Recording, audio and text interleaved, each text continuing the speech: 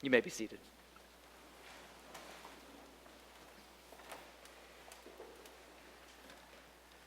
Well, if the bags under my eyes are a little more pronounced, in contrast to the warm spiritual glow I'm sure still emanates from the rest of me, it's because I've just spent the weekend at Calvary here with about 70 young people at what we call Happening. Happening, for those of you who don't know, is a spiritual retreat for teenagers, led by teenagers, overseen by several adults, but many of whom are in their early to mid-20s, all of whom are still in this building until the closing Eucharist this afternoon at 3 o'clock. Happening is quite a miraculous thing to behold, and it went off well mostly this weekend. But I wasn't so sure as things were getting started Friday night. The happeners, as the first-time attenders are called, had just arrived, and all those icebreaker games were beginning. Everybody had formed a large circle over in Crook Auditorium, and the person inside the circle had to walk up to another happening and say, "Hi, my name is Jack. Do you love your neighbors?" And then the person who'd just been greeted would say something like, "Hi, my name's Jill, and yes, I do love my neighbors, especially those who have cats." And then everybody who has a cat, at home, they didn't bring their cats to happening that I know of, the cat owners in the circle would all leave their place and rush over to take somebody else's spot. And the person left without a place after the scramble is now in the middle. Got it? Now, I'm sure you can see what offended me about this game. It's basically musical chairs, but there's no music and there are no chairs. What is this generation coming to? Are there no rules left at all in the world? What's next? Pin the tail on the donkey with no tail, no donkey, baseball without bases or balls. Anyway, after I got over my very justified righteous indignation, I realized the game did actually manage to accomplish something good. Come to think of it, in the old game we used to play, the chairs would go away one at a time, and the circle would get smaller and smaller until there's just a seat left for one. The prize is to end up, I guess, all by yourself when the music stops. Somehow in the new version, amid a similar frenetic chaos, everybody was finding a place in a continuously expanding circle. Everybody was being given a seat at this wide and widening table. Maybe we should be watching these kids and their lawless games a little more closely. Jesus was being watched, we're told, when he went to eat a Sabbath meal at the home of an important leader in a local congregation. There were lots and lots of rules in Jesus' day about meals and conventions, and there were laws about washing one's hands and what foods were clean and customs about where you get to sit at what table.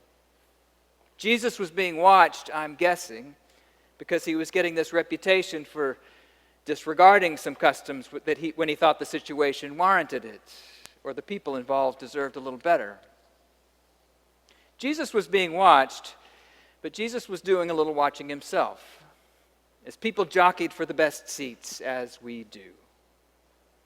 Ardell likes to point out that this was a religious leader, and that I'm a religious leader, and that my seat in the church is right there. But we're going to move right past that unhelpful observation. I actually let Jim wear the big robe today, just for that reason. Jesus makes two responses to what he sees. It's easy to miss that there are two, but there are two. When he notices what the guests are doing, he tells them this little parable about the wedding banquet, where after everyone sat down, the host rearranges them according to how he thinks people should be seated, right? Whatever's on the menu at this banquet, if you chose a good place, you'll be eating a species of crow, we might say, as you're sent on down to a cheaper seat. But if you've chosen humbly, you'll be asked to move up, and won't that feel better than the demotions you're all setting yourselves up for? That's his first response.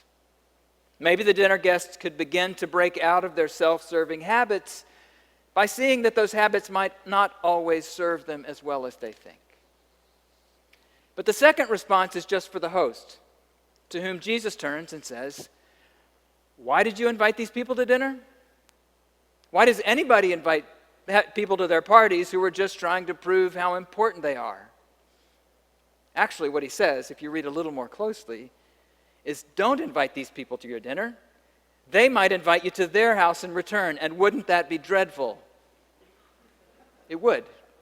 would be dreadful in a very particular way. It would be dreadful, he says, because you would be repaid.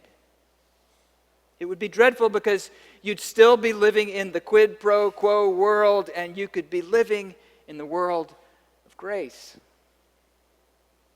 When you give a banquet, Jesus says, invite the poor, the crippled, the lame, the blind, and you will be blessed because they cannot repay you. He says, quit the game. Drop all the rules, step off this conveyor belt to despair, and don't invite anyone into your life because of what they can give you. You would be so free if you could do that. So free. Much of the strongest language in the Bible is about our obligation to be generous to the poor, our obligation to make room at our table for the immigrant, the outcast, the alien, right? Just glancing over at our reading from Hebrews today, there it is again. Do not neglect to show hospitality to strangers. It's a persistent teaching throughout the whole Bible. But I don't actually believe we're told to welcome strangers and invite people too poor to repay us into our lives so that we'll get a bigger payment in heaven. I actually think Jesus wants us to come more fully alive right now.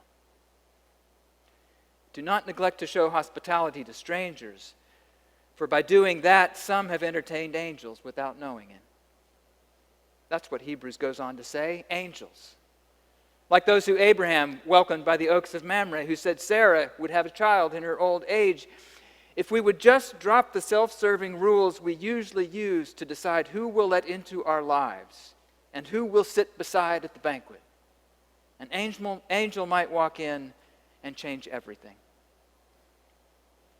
In 1985, a Dutch Catholic priest named Henry Nouwen went to live in a L'Arche community in France for the developmentally disabled adults. This sounds like a good, noble Christian thing to do, choosing the humbler seat and all that. But here's how Henry Nouwen describes the experience. The first thing that struck me when I came to live in a house with mentally handicapped people was that their liking or disliking me had absolutely nothing to do with any of the many useful things I had done until then. Since nobody could read my books, they could not impress anyone. And since most of them never went to school, my 20 years at Notre Dame, Yale, and Harvard did not provide a significant introduction. My considerable ecumenical experience proved even less valuable. When I offered some meat to one of the assistants during dinner, one of the handicapped men said to me, "Don't give him meat. He doesn't eat meat. He's a Presbyterian." Henry Nouwen's story is about getting up from a dinner table with a very familiar set of norms about who sits where and how people are valued, and taking a seat at a different one.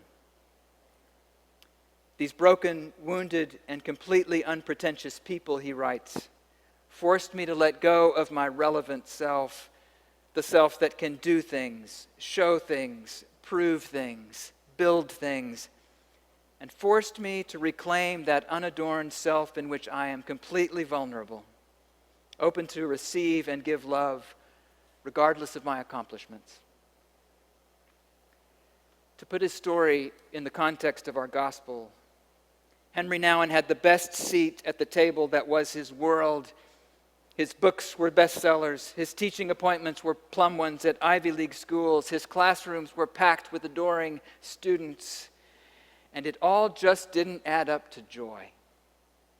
A life jockeying for the best seat at the table can actually be empty even for the guy who gets the best seat at the table, it seems. So he changed tables, and Henry Nouwen watched his needs and his desires and his joys themselves begin to change.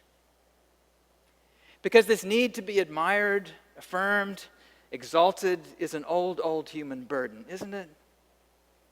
And I'm becoming more and more convinced that when Jesus ends a teaching with something like, "For you will be repaid at the resurrection of the righteous," his first intention is to simply push our hope for repayment right out of this life and into the mystery of the next one. He's saying, just take getting what you're due, whether in wealth or status or admiration.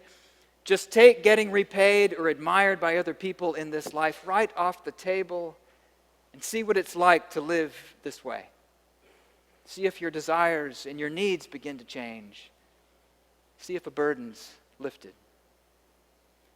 Because as natural as it seems to live clamoring for the best seat or for the praise of important people, this is not the life God intends for us. This is the life Jesus wants to set us free from. Amen.